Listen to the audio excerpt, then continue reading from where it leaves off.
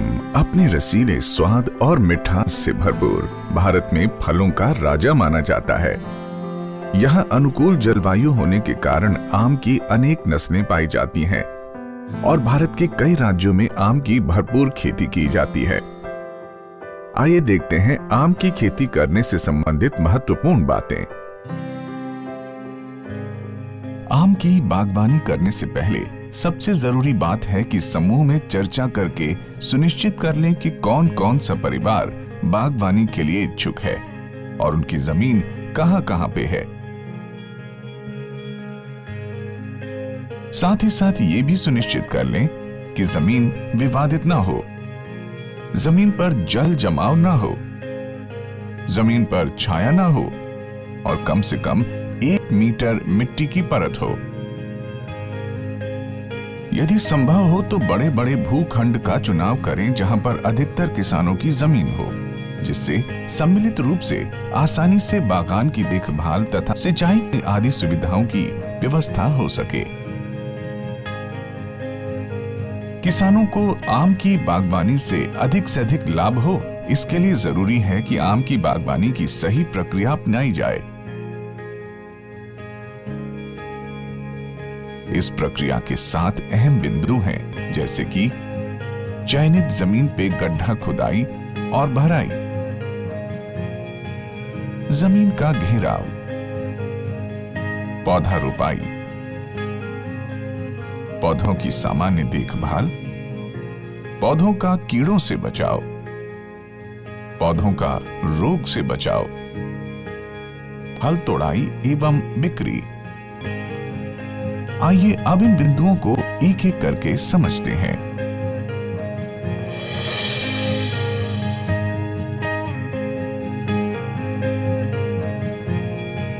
गड्ढा खुदाई।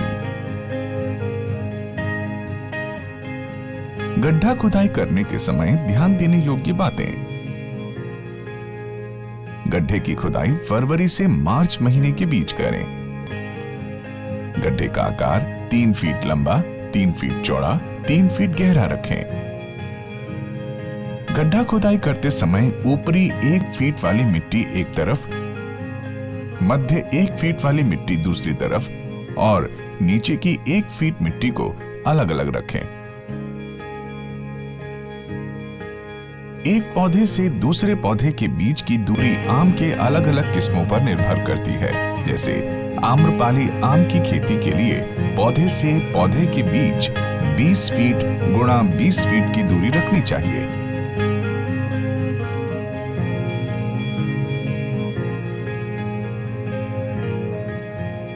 गड्ढा भराई। गड्ढा भराई करने के समय ध्यान देने योग्य बातें। गड्ढा खुदाई से भराई के बीच 1 माह का समय दें।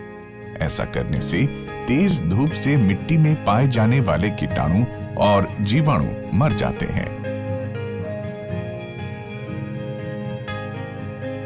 गड्ढा भरने के ठीक पहले दीमक नाशक दवा का स्प्रे गड्ढे के अंदर चारों तरफ करें।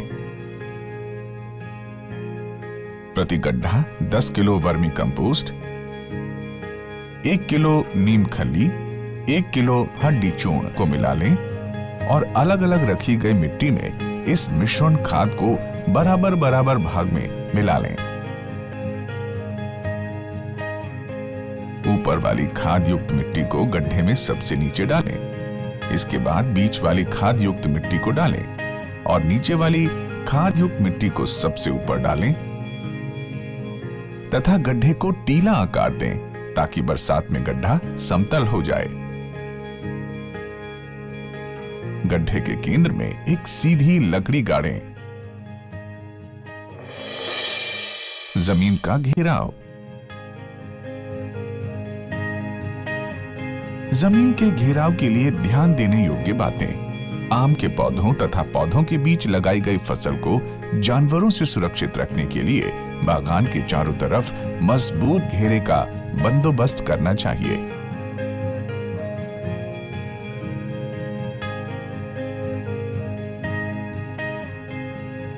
गड्ढे की खुदाई के समय से लेकर बरसात शुरू होने के पहले सूखे बांस या लकड़ी का मजबूत घेरा खेत के चारों तरफ लगाना चाहिए।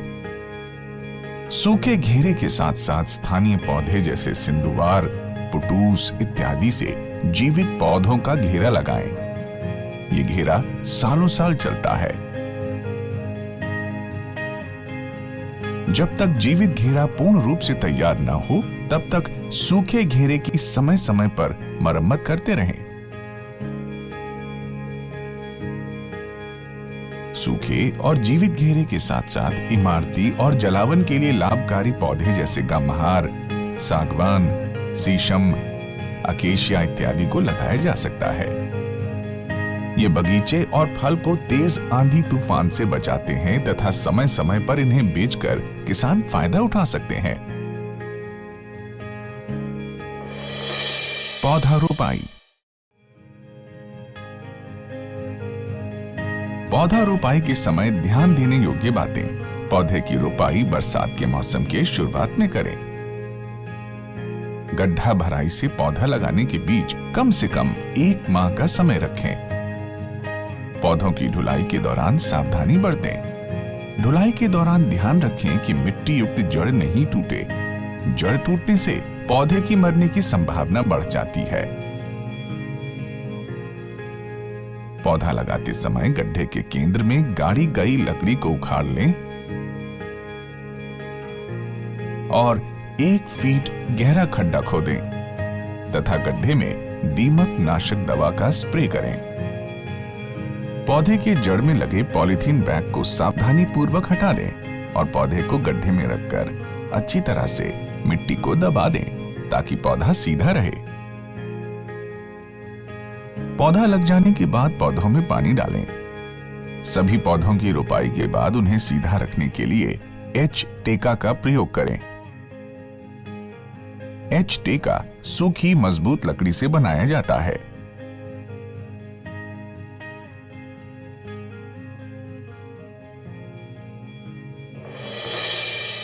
पौधों की सामान्य देखभाल।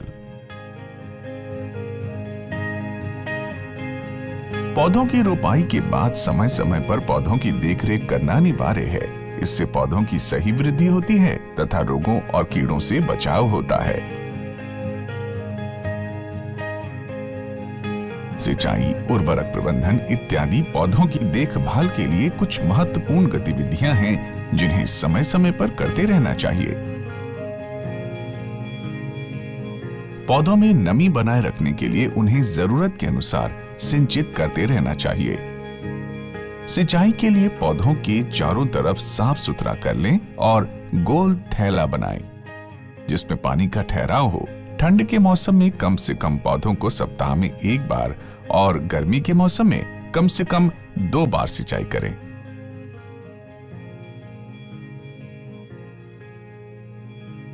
गर्मी के मौसम में नमी को बनाए रखने के लिए पौधों के आसपास सूखे पत्तों का प्रयोग करें।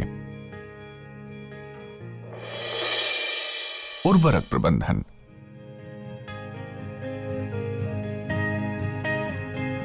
पौधों के विकास के लिए पोषक तत्वों की जरूरत पड़ती है।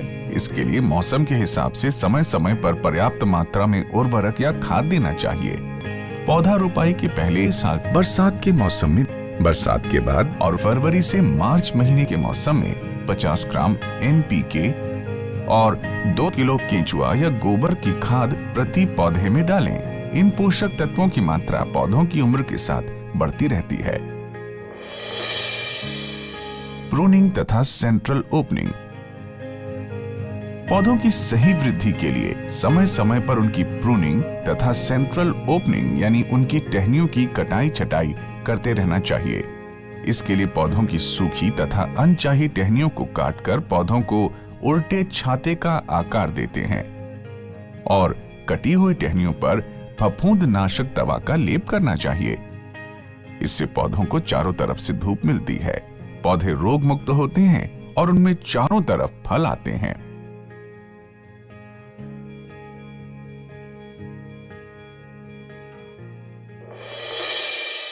फूल तथा फल। छोटे पौधों से फल लेने से पौधे कमजोर हो जाते हैं, इसलिए 3 साल तक के पौधों में फूल यानी मंजर आने पर उन्हें हटा दें। आम का फल चौथे साल से लेना चाहिए। इसके लिए दिसंबर माह से पौधे की सिंचाई बंद कर दें, जब तक कि पूरी तरह से फूल न आ जाएं। मटर के दाने के आकार के फल आने पर पौधों में सूक्ष्म पोषक तत्व 3 ग्राम प्रति लीटर पानी में डालकर स्प्रे करें।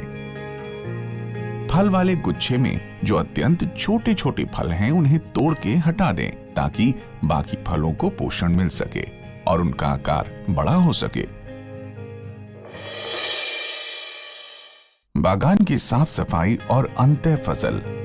आम के पौधों की सही वृद्धि होने के लिए जरूरी है कि बागान को साफ सुथरा रखें और समय समय पर उनकी कुड़ाई निराई करते रहें। साथ ही बागान में आम के पौधों के बीच खाली पड़ी जमीन पर मौसम के अनुसार तरह तरह की सब्जी और फसल लगा सकते हैं, जिससे पहले साल से ही किसान को आमदनी मिलती रहे। पौधों का कीड़ों से बचाव। पौधों के स्वस्थ रहने के लिए उनका कीड़ों मकोड़ों तथा रोग से बचाव जरूरी है। आम में लगने वाले प्रमुख कीड़े हैं मिलीबग। ये छोटे कीड़े होते हैं जो चावल के दाने के जैसे दिखते हैं। ये मुख्यतः पौधों के नरम भाग पे लगते हैं और वहां सफेद रुई जैसा बन जाता है। Scale insect. ये देखने में भूरे रंग के होते हैं, पौधों के नरम भाग पे लगते हैं जो मछली के छिलके जैसा बैठकर रस चूस लेते हैं। हापर। आम को सबसे ज्यादा नुकसान हापर कीड़े करते हैं, जो पैदावार का 70 से 80% तक फसल को नुकसान पहुंचाते हैं। ये छोटे छोटे हरे रंग के कीड़े होते हैं। जनवरी माह में जब मंजर आना शुरू होता है, उसी समय इनका प्रकोप होता है। ये कीड़े मंजर का रस चूस लेते हैं, जिससे मंजर के आसपास के पत्ते काले पड़ जाते हैं। हापर लगने के बाद ब्लैक सूटी मोल्ड का प्रकोप बढ़ जाता है, जिसे फफूंदनाशक दवा से दूर किया जा सकता है। शूटगाल साइला। आम में जहां पे मंजर निकलता है उस जगह पर गांठ बन जाती है, जिसके अंदर कीड़े होते हैं जो मंजर को निकलने नहीं देते हैं। ये कीड़े बहुत तेजी से एक से दूसरे पौधों में फैल जाते हैं। फल मक्खी। ये मक्खी मई माह में फलों में छोटा सा छेद कर देती हैं और फल के अंदर ही अपने अंडे दे देते हैं, जिनसे बाद में लार्वा निकलता है जो फल को खराब कर देता है। इन सभी तरह के कीड़ों से बचाने के लिए समय समय पर समेकित प्रबंधन करना चाहिए, जैसे कि खेत की सफाई, घास की निराई, कीटनाशक, फफूंदनाशक दवा का प्रयोग, फेरोमोन ट्रैप का प्रयोग इत्यादि। पौधों का रोग से बचाव। आम के पौधे की सही तरह देखभाल नहीं करने से ये रोगग्रस्त हो सकते हैं। यदि इनकी जानकारी किसान को हो तो रोगों को समय पर ही रोका जा सकता है। आम में लगने वाले मुख्य रोग हैं पाउडरी मिल्ड्यू। ये रोग दिसंबर जनवरी माह के समय लगता है, जो मंजर के ऊपर सफेद पाउडर के जैसा दिखता है। थोड़े दिनों के बाद मंजर काला पड़ जाता है और फूल गिर जाते हैं। एंथ्रासिनोज। इसमें पत्ते हल्के भूरे रंग के दिखाई पड़ने लगते हैं, जो बाद में सूख कर गिरने लगते हैं। Mango malformation. ये पत्तों और मंजरों का एक झुंड होता है जिसमें कोई फल नहीं लगता है। मैंगो मैलफॉर्मेशन वाली टहनियों को काटकर हटा दें और फफूंदनाशक दवा का प्रयोग करें और पौधों में नमी एवं पोषक तत्वों को बरकरार रखें। इन सभी फफूंद जनित रोगों से बचने के लिए समय समय पर फफूंदनाशक दवा का प्रयोग करें। ठंड के मौसम में तने का फटना एक आम समस्या है। इसके बचाव के लिए 2 ग्राम ब्लू कॉपर को प्रति लीटर पानी में मिलाकर प्रयोग करें। फल तोड़ाई और बिक्री। आखिरकार इन सभी प्रयासों के बाद किसानों की मेहनत उनके बगीचे में लगे आम के फलों के रूप में झलकती है। जब बागान में एक भी पका फल अपने से गिर जाए तब समझें कि फल पकने लगा है। तब फल की तोड़ाई शुरू की जा सकती है। फल को तोड़ने के बाद बांस की बनी चारी पे आम को उलट करके रख दें ताकि फल से निकलने वाली गाद नीचे गिर जाए, जिससे आम पे दाग नहीं आए और दाम भी अच्छा मिले। आम पकाने के लिए रासायनिक पदार्थ जैसे कार्बाइड का प्रयोग न करें, जो इंसान के लिए काफी जहरीला होता है। फल को बाजार ले जाने के पहले उनके आकार एवं वजन के अनुसार अलग अलग श्रेणियों में विभाजित कर दें। अक्सर देखा जाता है कि किसान अपने बगीचे को एक साथ ही व्यापारी को बेच देते हैं, जिससे किसान को नुकसान होता है। किसानों को आपस में संगठित होकर बाजार बंदोबस्त करना चाहिए, जिससे उन्हें अपनी फसल का उचित दाम मिल पाए। आज किसान इन सभी उपायों और प्रयासों द्वारा ज्यादा से ज्यादा आम की पैदावार और अतही फसल उगाकर अपनी आय बढ़ा रहे हैं।